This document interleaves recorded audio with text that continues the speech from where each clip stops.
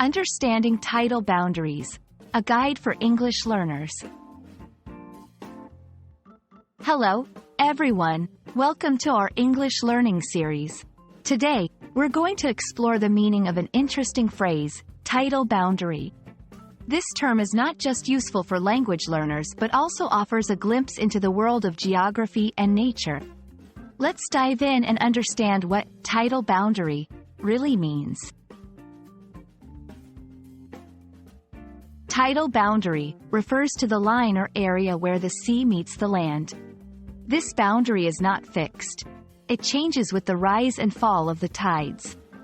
When the tide is high, the sea covers more of the land, and when it's low, more land is exposed. This changing boundary is crucial in coastal geography and marine science. Tidal boundaries are significant for several reasons. They are crucial for coastal ecosystems, where many plants and animals rely on the changing tides for survival.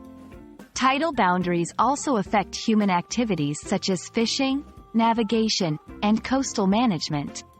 Understanding these boundaries helps in planning and protecting coastal areas.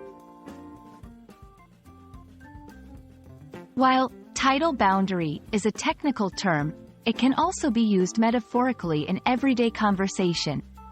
It can describe situations that are constantly changing or in flux, much like the shifting boundary between sea and land. For example, the political landscape these days is like a tidal boundary, always moving and unpredictable. We hope this explanation of tidal boundary has been enlightening. Remember, language is not just about words, but also about understanding the concepts behind them.